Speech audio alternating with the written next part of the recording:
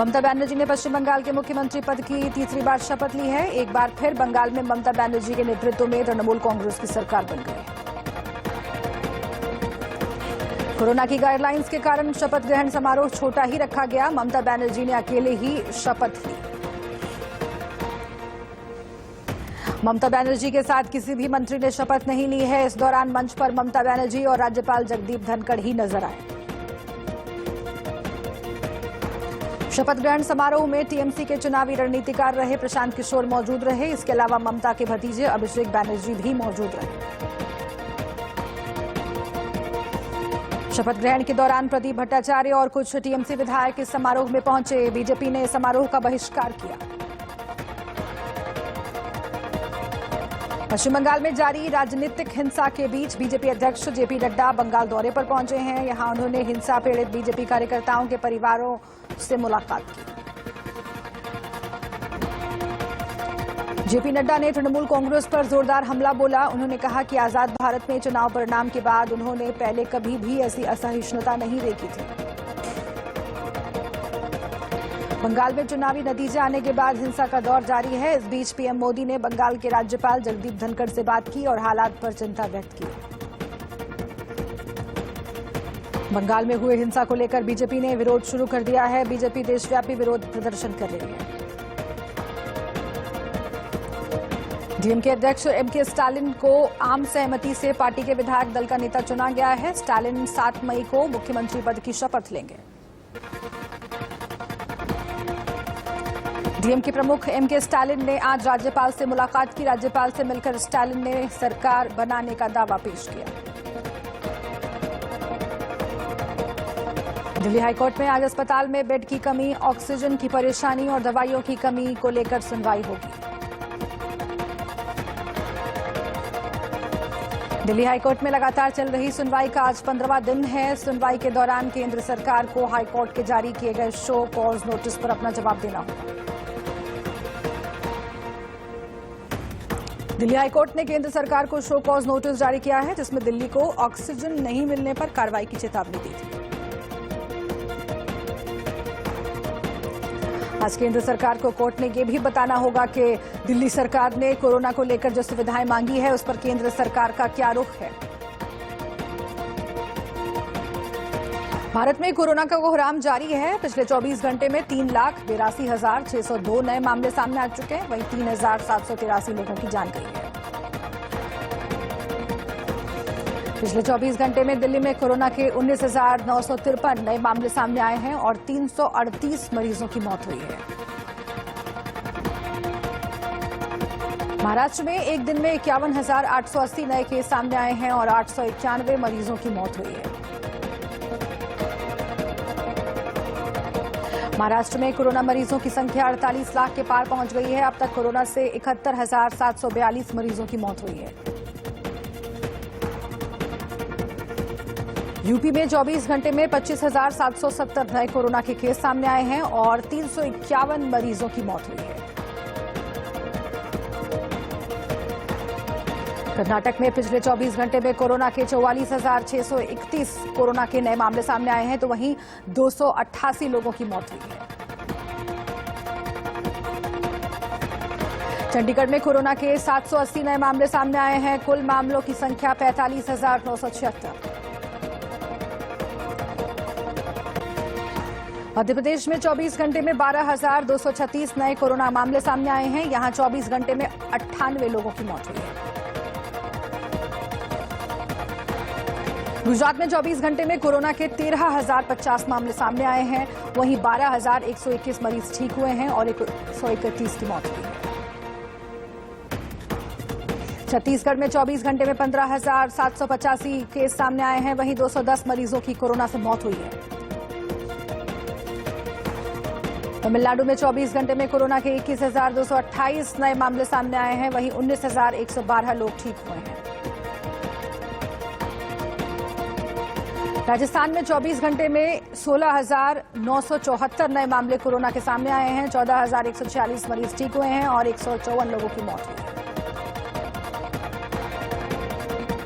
उड़ीसा में पिछले 24 घंटे में कोरोना के 8,216 नए मामले सामने आए हैं, तो वहीं 24 घंटे में 15 लोगों की मौत हुई है। हरियाणा में पिछले 24 घंटे में कोरोना के 12,786 मामले सामने आए हैं, तो वहीं 153 लोगों की मौत हुई है। उड़ीसा में आज से 14 दिनों का लॉकडाउन लागू हो गया है। उड़ीसा की नवीन पटनायक सरकार ने 14 दिनों के लिए कंप्लीट लॉकडाउन लगाने का फैसला किया है। कोरोना संक्रमण की तेजी से बढ़ते हुए नए मामलों की वजह से सरकार ने नया कदम उठाया है। वीकेंड को छोड़कर बाकी दिनों में जरूरी सेवाएं उपलब्ध रहेंगी।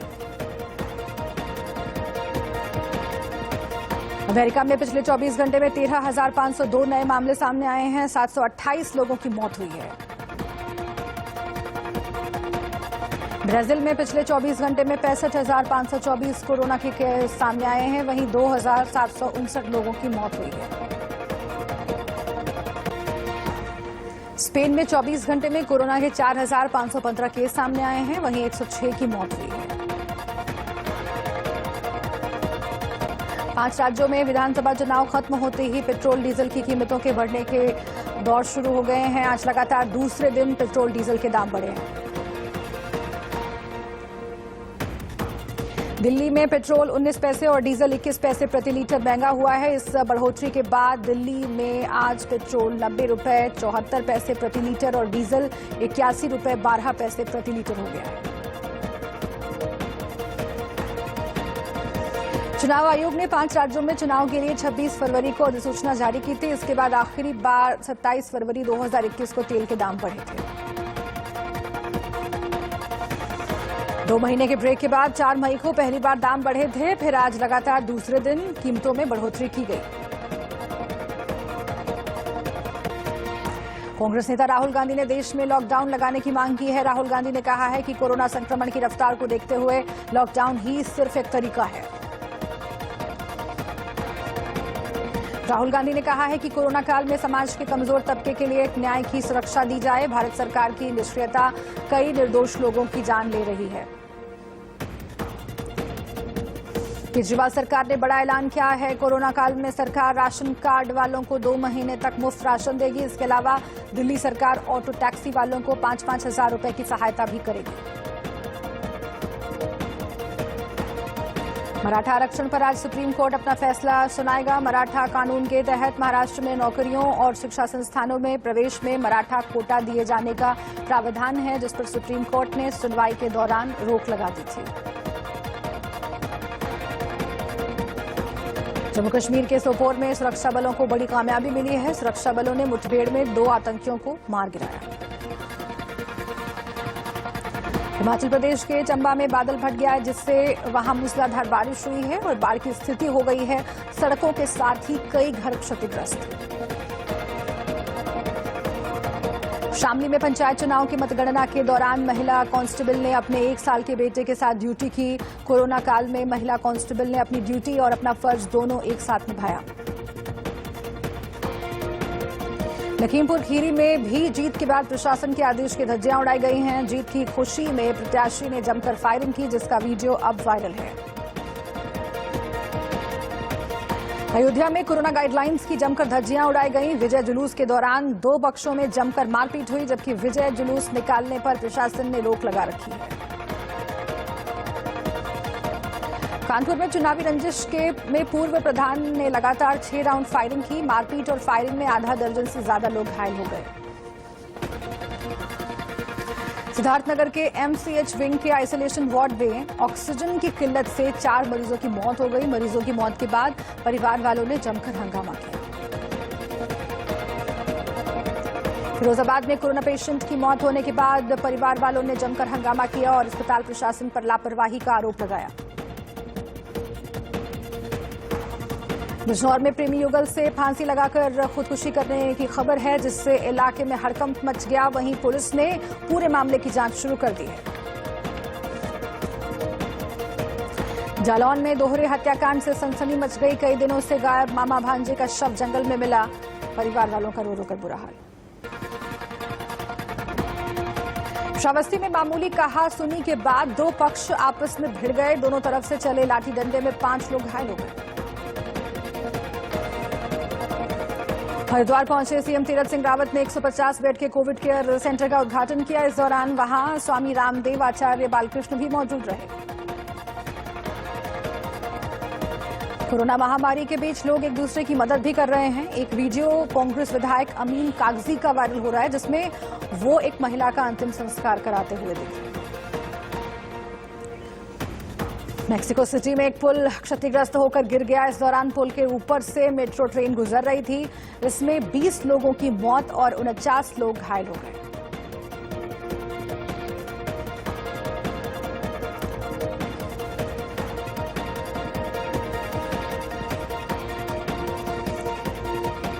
कोरोना वायरस की दूसरी लहर के बीच कई देशों से राहत भरी खबर भी आई है। यूरोप से लेकर अमेरिका तक रेस्टोरेंट, बार खुलने लगे हैं। सड़कों पर अब पहले जैसी चहल पहल दिखाई पड़ रही है। जर्मनी पुलिस ने दुनिया के सबसे बड़े चाइल्ड पोर्नोग्राफी प्लेटफॉर्म में से एक को पकड़ लिया है। पुलिस ने इस चाइल्ड पोर्नोग्राफी प्लेटफॉर्म को सील कर दिया है, साथ ही 3 लोगों को गिरफ्तार किया है। सीरम इंस्टीट्यूट यूके में अपना वैक्सीन व्यापार बढ़ाने और एक नया सेल्स ऑफिस स्थापित करने के लिए 2,460 करोड़ का निवेश करेगा। ये भारत यूके के बीच हुए 10,246 करोड़ के व्यापारिक समझौते का हिस्सा है। अमेरिकी दवा विनिर्माता कंपनी फाइजर अपने वितरण केंद्रों से करीब 510 करोड़ की दवाएं भारत के लिए भेज रही है। कंपनी के सीईओ एल्बर्ट बुर्ला ने कहा है कि हम भारत में कोविड-19 के हालात से चिंतित हैं। एयर इंडिया के पायलट्स ने टीकाकरण में प्राथमिकता दिए जाने की मांग की है। एयर इंडिया के पायलट्स ने वैक्सीनेशन कैंप नहीं बनाए जाने पर काम बंद करने की धमकी भी दी है। माइक्रोसॉफ्ट कॉर्प ने याहू इंक को खरीदने के लिए $44.6 बिलियन का ऑफर दिया है, जिस पर याहू ने कहा है कि उसका बोर्ड इस ऑफर पर विचार कर रहा है। माइक्रोसॉफ्ट के इस ऑफर से गूगल की चिंता बढ़ गई है। वॉरेन बफेट ने अपने उत्तराधिकारी को लेकर वर्षों से चली आ रही अटकलों पर विराम लगा दिया है। बफेट ने कहा है कि अगर उन्होंने कंपनी का कार्यभार छोड़ दिया तो ग्रेग एबल उनका स्थान लेंगे। आईसीआईसीआई बैंक पर एक बार फिर आरबीआई ने बड़ा जुर्माना लगाया है। आरबीआई के दिशा निर्देशों के उल्लंघन पर आईसीआईसीआई बैंक पर 3 करोड़ रुपए का जुर्माना लगाया गया है। कोरोना की वजह से बीसीसीआई ने आईपीएल 2021 को अनिश्चितकाल के लिए स्थगित कर दिया है। केकेआर, दिल्ली, हैदराबाद सहित कई टीमों के खिलाड़ियों के कोरोना संक्रमित होने के बाद ये फैसला लिया गया।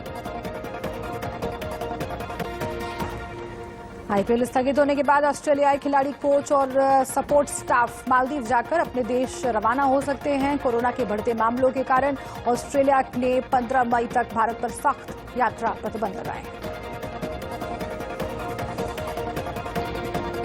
बीसीसीआई ने द 100 के पहले सत्र में शामिल होने के लिए अपनी 4 महिला खिलाड़ियों को एनओसी दिया है। बीसीसीआई पहले ही इंग्लैंड और वेल्स क्रिकेट बोर्ड को एनओसी भेज चुका है। दीपिका पादुकोण की कोरोना रिपोर्ट पॉजिटिव आई है। दीपिका की मां, पिता और बहन पहले से ही कोरोना संक्रमित हैं।